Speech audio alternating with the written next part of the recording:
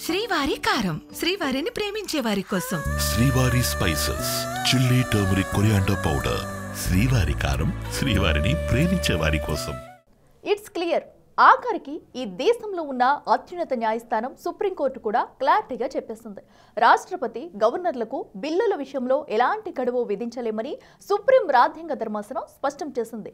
బిల్లులపై 3 నెలల dead line విధించిన తీర్పుపై supreme ఇచ్చిన తీర్పు ఇండియా అంతటా హెడ్లైన్ గా మారింది. ఈ విషయంలో కోర్టులో జరిగిన వాదనలేంటి, ప్రెసిడెన్షియల్ రిఫరెన్స్ పై ఇచ్చిన ఫైనల్ జడ్జిమెంట్ ఏంటి?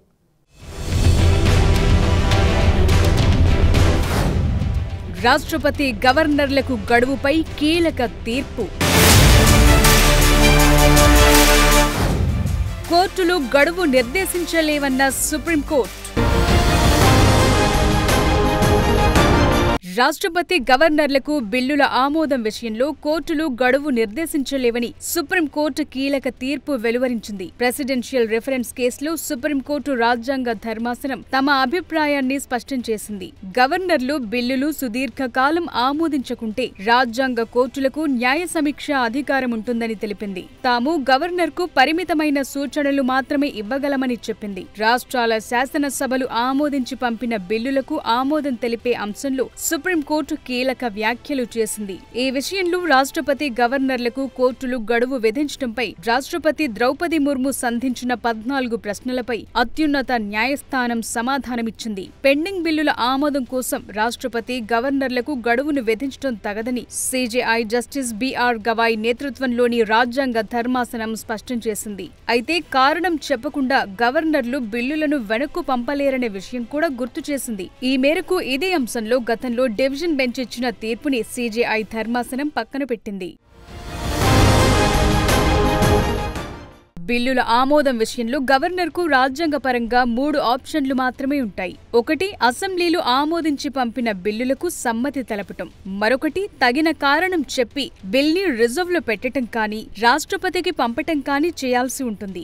3వ ఆప్షన్, బిల్ని తిరస్కరించి తిరిగి అసెంబ్లీకి పంపాల్సి ఉంటుంది. ఈ 3 మార్గాల్లో దేన్ని ఎంపిక చేసుకోవాలనే విషయంలో గవర్నర్ విచక్షణాధికారాన్ని ఉపయోగిస్తారు. ఇందుకు న్యాయస్థానాలు గడువు విధించడం కరెక్టు కాదని సుప్రీంకోర్టు స్పష్టం చేసింది. గవర్నర్ల విధుల నిర్వహణ వ్యవహారాల్లో కోర్టులు జోక్యం చేసుకోవని తెలిపింది. కానీ బిల్లులను రివ్యూకు పంపకపోవటం ఫెడరల్ స్ఫూర్తికి విరుద్ధమని, 4వ అధికారం గవర్నర్లకు ఉండదని కోర్టు చెప్పింది.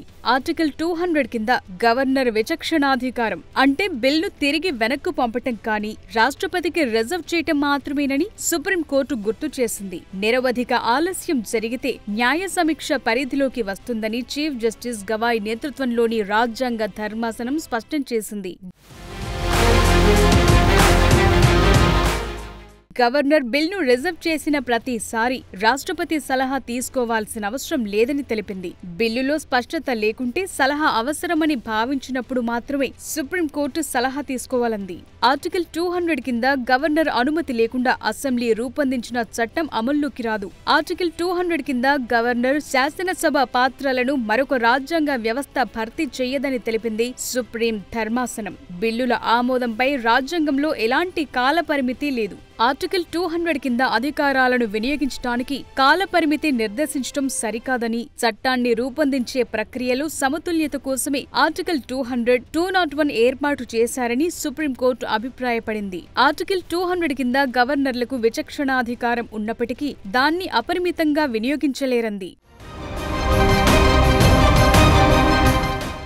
అసెంబ్లీ బిల్లులను కొన్ని రాష్ట్రాల గవర్నర్లు పెండింగ్లు పెడుతుండటం దేశ రాజకీయాల్లో తీవ్ర చర్చనీయాంశంగా మారింది. ఈ క్రమంలో తమిళనాడు ప్రభుత్వం వేసిన పిటిషన్పై గతంలో సుప్రీంకోర్టు సంచలన తీర్పు ఇచ్చింది. గవర్నర్లకు 3 నెలల గడువు విధించి ఆలోపు ఆమోదించటమో తిప్పి పంపించటమో చేయాలని, లేని పక్షంలో ఆమోదించినట్లేనని ద్విసభ్య ధర్మాసనం నిర్దేశించింది. గవర్నర్ విషయంలోనే కాదు, రాష్ట్రపతి విషయంలోనూ ఇది వర్తిస్తుందని సుప్రీంకోర్టు స్పష్టం చేసింది. ఈ తీర్పు బిల్లుపై స్వయంగా రాష్ట్రపతి ద్రౌపది ముర్ము రిఫరెన్స్ కోరారు. రాజ్యాంగంలోని 143 ఆర్టికల్ కింద అధికారాలపై ఆరా తీస్తూ సుప్రీంకు 14 ప్రశ్నలు సంధించారు. రాజ్యాంగం కల్పించిన అధికారాలను కాదనొచ్చా అని ప్రశ్నించారు. ప్రెసిడెన్షియల్ రిఫరెన్స్ పై వాదనలు విన్న సుప్రీం ధర్మాసనం గవర్నర్లు, రాష్ట్రపతికి కోర్టులు గడువు నిర్దేశించలేవని కీలక తీర్పు వెలువరించింది. అయితే న్యాయ వ్యవస్థ, రాష్ట్రపతి, గవర్నర్లకు గడువు విధించడం సరికాదని కేంద్ర ప్రభుత్వం, బీజేపీ పాలిత రాష్ట్రాలు వాదనలు వినిపించాయి. రాజ్యాంగ పదవుల్లో ఉన్నవారి విచక్షణాధికారాల్లో జోక్యం చేసుకోవటం తమ పరిధి అతిక్రమించటమేనని కేంద్రం వాదించింది. మరోవైపు రాష్ట్రపతి, గవర్నర్లకు గడువు విధిస్తూ గతంలో సుప్రీం ఇచ్చిన తీర్పు సరైందేనని కాంగ్రెస్, ఇతర ప్రాంతీయ పార్టీల పాలిత రాష్ట్రాలు సమర్థించాయి. భారత్ ఈ ప్రపంచంలోనే అతిపెద్ద ప్రజాస్వామ్య దేశం. కానీ ప్రజలు ఎంచుకున్న ప్రభుత్వాలు చేసిన చట్టాలకు పూర్తి స్థాయి గౌరవం దక్కడం లేదనే అభిప్రాయం మెజారిటీ దేశ ప్రజల్లో వ్యక్తమవుతుంది. అసెంబ్లీలో ఆమోదించిన బిల్లులకు ఆమోదం తెలపకుండా గవర్నర్లు తమ దగ్గరే అట్టిపెట్టుకోవడం ఏంటి? ప్రజాస్వామ్య దేశంలో ఈ ధోరణి సరైందేనా అనే ప్రశ్న గట్టిగానే వినిపిస్తుంది. కొన్ని రాష్ట్రాల్లో గవర్నర్ల తీరు నియంతృత్వాన్ని తలపిస్తుందనే వాదనలు కూడా ఉన్నాయి. రాజకీయంలో పడి ప్రజాస్వామ్యం అపహాస్యమవుతుందా? ఈ ధోరణి మార్చాలంటే రాజ్యాంగ సవరణకి ఏకైక మార్గమా? ప్రజాస్వామ్య భారతంలో ప్రజలదే అధికారం. మరి ప్రజలు ఎన్నుకున్న ప్రభుత్వాలకు గౌరవం లేదా? ఎస్, సుప్రీంకోర్టు తీర్పు విన్నాక రాజ్యాంగంలో ఉన్న రాష్ట్రపతి, గవర్నర్ల విచక్షణాధికారం గురించి తెలిసాక దేశంలో నడుస్తోన్న చర్చ ఇదే. ప్రజాస్వామ్య దేశంలో ప్రజలే అంతిమ నిర్ణేతలు. అలాంటి ప్రజలు ఎన్నుకున్నవే ప్రభుత్వాలు. మరి రాష్ట్ర ప్రభుత్వాలు అసెంబ్లీలో ఆమోదించి పంపిన బిల్లులను రాష్ట్రపతైనా, గవర్నర్లైనా ఆమోదించకుండా, తిరస్కరించకుండా, కారణమేంటో చెప్పకుండా తమ దగ్గరే అట్టిపెట్టుకోవటం కరెక్ట్ కాదనే వాదన బలంగా వినిపిస్తోంది. ఇది ప్రజాస్వామ్య స్ఫూర్తికి విరుద్ధమనే అభిప్రాయం బలంగా ఉంది. ఇది కేవలం ఓ రాష్ట్రానికో, ఓ పార్టీకో సంబంధించిన విషయం కాదు. దేశంలో సమాఖ్య వ్యవస్థ పనితీరుకు, ప్రజాస్వామ్య విలువలకు సంబంధించిన అంశం. అందుకే ఇంత చర్చ జరుగుతోంది.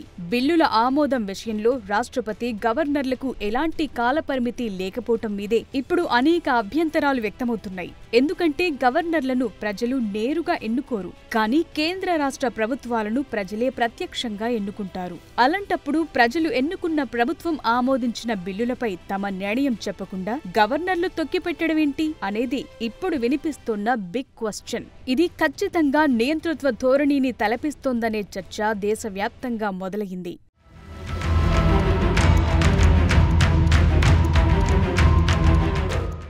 రాష్ట్రాల్లో ప్రభుత్వాలను ఎన్నుకునేదే ప్రజలు. ఆ ప్రభుత్వాలు అసెంబ్లీలో ఆమోదించిన బిల్లులు ప్రజల ఆకాంక్షలకు, ఎన్నికల హామీలకు అద్దం పడతాయి. రాజ్యాంగపరంగా గవర్నర్ రాష్ట్రానికి అధిపతి కావచ్చు, కానీ ఆయన పాత్ర లాంఛనప్రాయమైంది. అందువల్ల బిల్లులపై నిర్ణయం తీసుకోకుండా ఆలస్యం చేయటం అనేది అసెంబ్లీ అధికారాన్ని, ప్రజాస్వామ్య తీర్పును అగౌరవపరచటమే అవుతుందని భావిస్తున్నారు. ఎన్నోసార్లు గవర్నర్ను కేంద్ర ప్రభుత్వ ఏజెంట్గా రాష్ట్రాలు భావిస్తున్నాయి. కేంద్రంలో, రాష్ట్రంలో వేర్వేరు పార్టీల ప్రభుత్వాలు ఉన్నప్పుడు ఈ వైరుధ్యం మరింత తీవ్రమవుతోంది. బిల్ను ఆమోదించకుండా, తిరస్కరించకుండా గవర్నర్ ఎంతకాలం తన దగ్గరుంచుకోవాలనే దానిపై రాజ్యాంగంలో నిర్దిష్ట కాలపరిమితి లేదు. దీన్ని కొందరు గవర్నర్లు ఉపయోగించుకుంటున్నారనేది విమర్శలకు దారితీస్తోంది.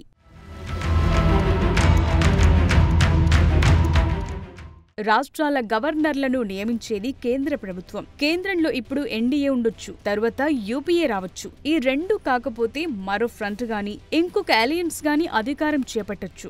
అయితే ఎవరొచ్చినా రాష్ట్రాల్లో తమకు అనుకూల ప్రభుత్వం లేకపోతే బిల్లులు ఆమోదం పొందకుండా, తాము నియమించిన గవర్నర్ల ద్వారా బిల్లులు ఆమోదం పొందకుండా ఆపే అవకాశం ఉంటుంది. ఇది అందరికీ తెలిసిందే. దేశంలో ఇప్పుడు జరుగుతున్నది కూడా ఇదే. అలాంటప్పుడు భారత్ అతిపెద్ద ప్రజాస్వామ్య దేశం ఉండటం వల్ల ఉపయోగమేంటి?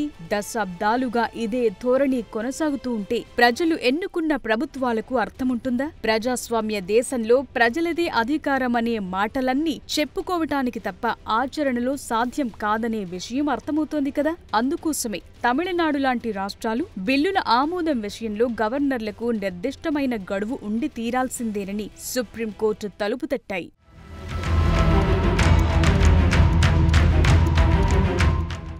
భారత రాజ్యాంగం ప్రకారం రాష్ట్రపతి, గవర్నర్లు రాజ్యాంగ పరిధికి లోబడి పనిచేస్తారు. వారికి రాజ్యాంగం కల్పించిన విచక్షణాధికారాలున్నాయి. అందువల్ల ఈ అంశంలో కోర్టులు కూడా తమ పరిధి మేరకే జోక్యం చేసుకుంటాయి. ఎందుకంటే న్యాయస్థానాలు కూడా భారత రాజ్యాంగానికి లోబడే పనిచేస్తాయి. అందువల్ల కేవలం రాజ్యాంగ సవరణ మాత్రమే దీనికి శాశ్వత పరిష్కార మార్గంగా కనిపిస్తోంది. అప్పుడు మాత్రమే రాష్ట్రపతి అయినా, గవర్నర్ అయినా బిల్లుల విషయంలో తమ వైఖరి త్వరగా చెప్పకుండా తొక్కిపెట్టేందుకు వీలు లేకుండా పోతుంది. రాజ్యాంగంలో కాలపరిమితి గురించి స్పష్టమైన నిబంధన ఉంటే నిర్ణీత గడువులోగా తప్పనిసరిగా తమ నిర్ణయమేంటో చెప్పాల్సి వస్తుంది. అప్పుడు మాత్రమే ప్రజలు ఎన్నుకున్న ప్రభుత్వానికైనా, ఈ ప్రజాస్వామ్యానికైనా తగిన గౌరవం దక్కుతుంది. కానీ కేంద్రంలో ఉండే ఏ ప్రభుత్వమైనా రాష్ట్రపతి, గవర్నర్ల గడువు అంశంలో రాజ్యాంగ సవరణ చేసే అవకాశం ఉందా అంటే అదొక ఆన్సర్ లేని క్వశ్చన్ గానే మిగిలిపోతుంది. కేంద్రంలో ఏ ప్రభుత్వమున్నా ఈ విషయంలో చొరవ తీసుకోరు, రాజ్యాంగ సవరణ చెయ్యరు అనే వాదన బలంగా వినిపిస్తోంది. ఎందుకంటే అప్పుడు తమ పార్టీ అధికారంలో లేని రాష్ట్రాలపై కేంద్రం అజమాయిషీ తగ్గుతుంది, రాజకీయంగా పట్టు సడలుతుంది. ఒక్క మాటలో చెప్పాలంటే జాతీయ స్థాయి రాజకీయానికి పెద్దగా స్కోప్ ఉండదు. అందుకోసమే ఈ విషయంలో ఏ ప్రభుత్వం కూడా జోక్యం చేసుకునే పరిస్థితులు లేవనే విశ్లేషణలు వినిపిస్తున్నాయి.